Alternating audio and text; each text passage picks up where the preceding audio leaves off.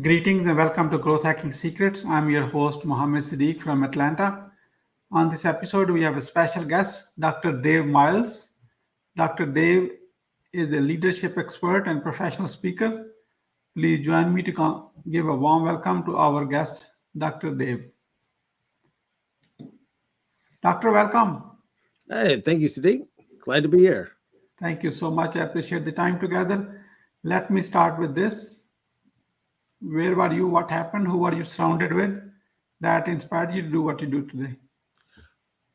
I blame everything that I'm doing today on a chicken sandwich.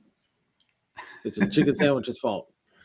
I'll explain quickly. When I first started working, it was maybe 15 and a half, and I got a work permit to go down and work at Chick-fil-A down at the mall. And this was years ago when it was only in the mall and it was drab brown. There was no cows, no My Pleasure, none of that, right? And of course, it's fast food and it's low pay and high work and a lot. But what I realized is, not realizing it at the time, is the person who owned it created an amazing culture. He created it, he built it, distilled that into his management team. And so people enjoyed going to work. They were highly engaged. They loved being there. It was a great place to work. What I didn't realize that after spending 3 years there, which between 15 and 18, that's a pretty decent percentage of your life at that point. I didn't realize that that wasn't what, quote unquote, the real world was like. And so when I left there, went to another place and realized, wow, this isn't the same as where I was at. This is bad bosses, right? And I'm like, it doesn't have to be this way. This is where I used to work before. This is the culture they created. And they were like, no, boy, that's not how life is. And I'm like, no, I just spent 3 years or maybe 20% of my life at that point, 10 to 20% of my life living that. So that was my lived experience. That's what I knew. And like, no, that doesn't exist. And I'm like, yes, it does. And so that cognitive dissonance between where I had before and where I was seeing now really sparked an interest in figuring out, hey, this doesn't just happen by accident. I want to learn what this guy did to build this type of culture and this type of team, because like I say, that obviously I figured out there's bad bosses out there, and that kind of atmosphere and environment does not happen by accident. Based on your experience, what are the top 3 reasons why do people fail? I think the top 3 would be they don't surround themselves with the right people to help them succeed. Maybe because they don't realize. I think the other one is they don't put themselves out there to learn the skills that they may need. And then I think the third one is just having the mindset to realize that I'm going to have to figure this out for myself. Nobody's going to give me anything. There's opportunities, there's chances come up. But I think honestly that not surrounding yourself with the right people, not constantly having an environment to learn in, and then and taking that initial responsibility. And I think the not figuring out that, okay, I'm going to have to do this myself if I'm going to be successful. No one's going to give me anything. I think if you put those 3 together, then you're more likely to succeed. And I think when people don't do that, that's a big reason why they fail.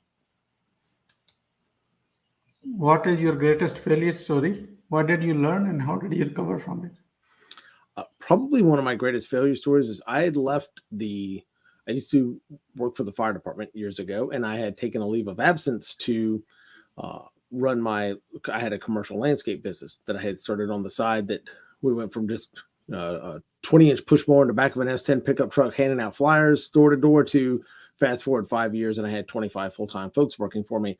I left the fire department. My biggest failure with that was the fact that I did not adequately plan, because I had a year to come back. I had a safety net, right? Well, my safety net had a hole in it, and I did not realize that. So knowing now, if I knew then what I knew now, I would have asked better questions. I would have prepared a little bit better. I would have just assumed that the safety net was going to be there and I was going to be able to come back. So I think I learned a hard lesson on, before you make that kind of big step, asking the right types of questions. So that's really what I learned, and recovered for it was just a lot of clawing and scratching my way back to when my business partner and I split up and we actually shut down the business.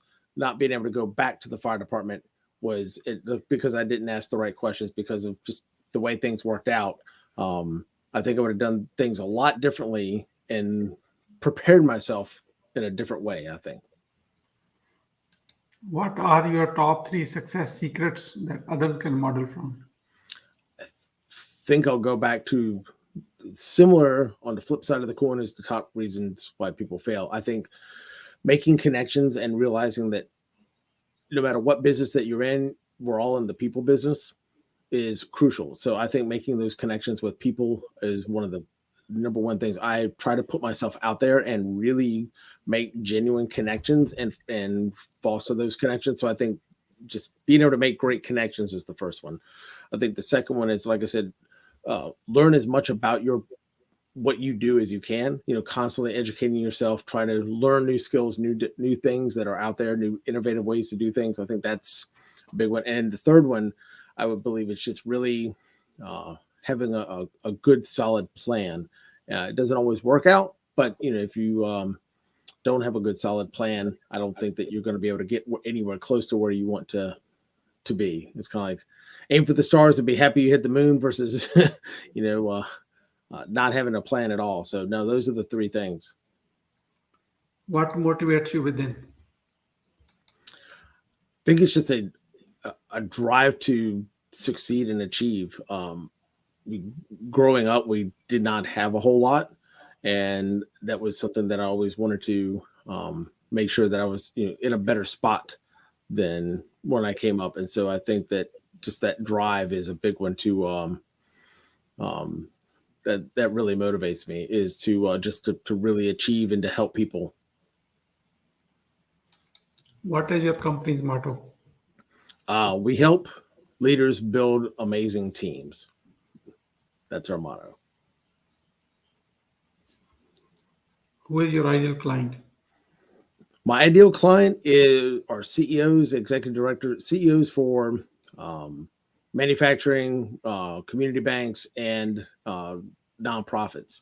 They're the ones that are feeling the pain when their leadership team is not all singing off the same sheet of music. How do you find your ideal client? A lot of it is just referrals. A lot of it is personal relationships. And then, of course, there is some, outreach, cold outreach type things. But for the most part, a lot of it is based on referrals, recommendations, being members in different associations, and trying to make that connection versus just cold outreach. What are your well-defined products and services? We developed a proprietary insights suite. And so one of our favorite things to do is start with working with leadership teams with our leadership insights program. And that is a assessment-based one-day workshop. That's where I talk about, do you manage a leadership team? Go from manager to maestro by getting your leadership team all singing from the same sheet of music. And that's what that leadership insights program does. I won't bore you with all the other ones, but one other piece of the insight suite is our candidate insights. And it's a patented candidate matching hiring process where we use those same assessment tools, and we bring out the top behaviors, top drivers, top competencies, things, and really be able to match whether it's a leadership position or whether it's a frontline staff to reduce churn and turnover, being able to use those specific scientific tools to be able to get a much, much better match for their employees are two of the things that we like doing the most. Why someone should buy from you?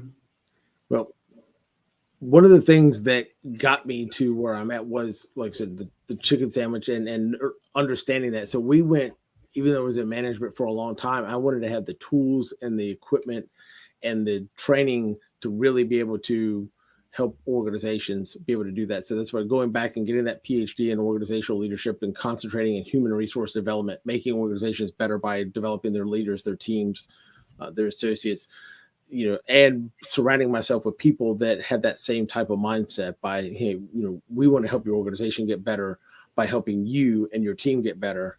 That's why they should buy from us. How do you crush your competition? Well, we try to get along with them, but we say we we'll do the best we can. We do collaborate with other companies, but one of the things we really want to do is we want to say, hey, this is what we do differently, right? There's a lot of people that may offer different assessment tools, a lot of people that may work with your company on different team building types of things, but this is what we do different. And I think just the way we do things differently and the approach that we take, I think is our biggest competitive advantage. How do you handle rejections? Oh, horrible. I just crawl in the corner and cry for days. Yeah, you just realize you can't win them all. I mean, it's not pleasant, it's not great, but I mean, to some degree, what do you do? How do you handle an angry client? I try to, what can we do to make it right? And sometimes there's nothing, honestly. I mean, but most of the time it's having that genuine, what can we do to make it right? And really have that, for lack of a better term, heartfelt connection that if they're not happy about something, we do want to make it right. And we do want to, make that where they have a great experience. And so, what is it going to take for that to happen? What do we need to do to fix it? So, and like I said, and most of the time don't have angry clients. When we do, most of the time that works great. Like I said, sometimes you just realize you just can't please everybody. So same thing. What do? You do the best you can, and then beyond that, you just keep going. How do you deliver a five-star client experience? Try to pay attention to the details and really make sure that they're getting excellent service and that they're happy with what they have. There's a lot of things that we go out of our way to do, just little details, right? If we're in a workshop, I mean, it's not an easy thing to have a group of senior leaders be engaged, smiling. You're doing something from 8 to 5, and at 5 o'clock, they're happy, they're smiling, they're laughing, and they haven't been on their phone all day. I mean, that's, but that takes a lot of energy to put in there. So that way, when they leave out of there, whoever the CEO is, or whatever, coach just has a big grin on his face. So that's exactly what we needed. So it's a lot of little details that we put into place that sometimes they don't even see, but they're able to kind of experience and feel to really kind of deliver a 5-star client experience. How do you convert your clients into brand ambassadors? Just deliver, absolutely deliver. Ask them for referrals. Who do you know? But really, really over deliver on what we promise, and make sure that they are just very happy with what they have, and then send them out. Ask them, hey, who do you know? Who can you refer us to?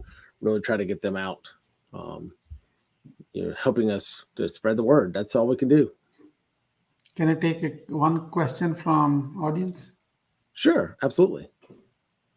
How you tackle not interested clients?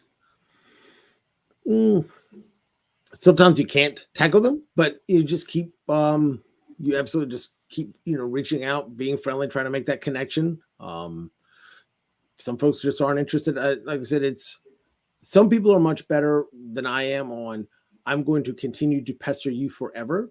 I like to kind of the softer approach to try to keep in contact with them, keep good relationships with them, without necessarily being I think you can be persistent without being a pest. That's a good way to put it. So I think that's really persistent and being friendly and trying to continue to foster the connection without being so off-putting that you'll never get the business. Yeah. Here is how I do it. Is it okay if I add? Oh, absolutely. Please. 100%. I tell them, hey, you know what? Let's say I ask something to you, and Dr. Dave, you said no. I say I respect your decision. I kind of compliment them, put you in a comfort place. Yes. Then I say, just curious, what part of this offer or message are you are saying no to? So you want to try to find out the objection. That gives the opportunity. If you have a solution, you can address it. Otherwise, it's a weakness in your offer or something, and that Yes. way you can maintain a professional relationship, communication, and plus you don't have to worry about, oh my God, being feeling of rejections. And there's sometimes, honestly, that the timing or the budget or whatever just isn't the right time. And I think if you foster the good relationship and keep the connection going, when the timing or the budget or whatever is correct, you'll end up winning the business versus, pushing too hard and then never getting it. Yeah, wonderful. We are about to move into lightning round. That means quick question and quick answer. Are you ready? Sure. Go for it. What are you grateful for today? That being able to take a big deep breath and still 6 foot over instead of 6 foot under. How do you start your day? I start my day every day giving thanks and trying to get in some exercise. I'd love to start my day with giving thanks and being grateful and exercise. How young are you? 50. Ah, you are just 18 years old with 32 years experience. You're not 50. Yes. Yeah, 30 years experience of being 18. Exactly. Yeah. What you want to do when you grow up? I guess if I haven't figured out by now, then I'm out of luck. But I love working for myself, and I think that's a great thing. So I think I'm kind of no matter what the industry, I'm kind of doing what I want to do when I grow up, working for myself. What are your plan to achieve your goal? Continue to keep plugging away at it, make connections with great people, hopefully bring on solid team members that have the same vision, and continue to grow. How will you feel in case you don't achieve your goal? Put in my best effort. That's all you can do. Sometimes it's a roll of the dice. So, what can you do? You do the best you can as long as you put in the effort. You can't always be responsible for the results, but you're always responsible for the effort you put into it to achieve them. How do you overcome a challenge life throws at you? Just try to be resilient. Just try to take the punch and figure out, come up with a plan. Try to stay level-headed about it. That's why I think emotional intelligence is a huge, huge plus in that. But just try to figure a way around it. What is the advice you will give to younger yourself? Stay in the fire department. The retirement was pretty good. Do some more research. Maybe get into med school before you even think about the going to the fire department. No, there's a lot of advice I think I would give to my younger self, but there's one or two key things that pop up that you're like, yeah, I probably wouldn't have said that or done that. That probably was pretty stupid. Maybe filters when I was younger would be more helpful. Once you have a revenue-generating idea, how do you convince your significant other? By actually generating the revenue. Okay. Sometimes that's the only way. Rest is all talk. Yes. Yeah. The results. Yeah.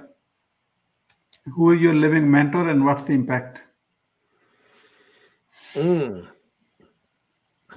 my professor, I think my academic grandfather is Gary Confessore. I think he was definitely my professor. Paul Carr is awesome and definitely a mentor. But I think his professor Gary was very impactful. I mean, it definitely was one that shaped a lot of the way I look at things as far as from a learning and development standpoint. And he was still fantastic. The earliest one I've ever had that's still living is Bert, and it was when I first started in fire and EMS and management. He gave me some advice. He said, basically, if you look out for your folks will look after you, and always remember that no matter what level of management that you're in, remember where you came from and make sure that, if you got their back, you look out for them, they will look out for you. And that's what's going to get you through. Why being impactful is important to you? I think it is. You could just do what you do, and that's fine. But I think to help people, you have to have an impact. And the more impactful that you can be, the more you can help and give back to the community and help influence other people's lives in a very positive manner. So that's why being impactful is important. What do you want to be remembered for? I think having an impact and actually being able to touch other people's lives in a positive manner. How can we support you? Just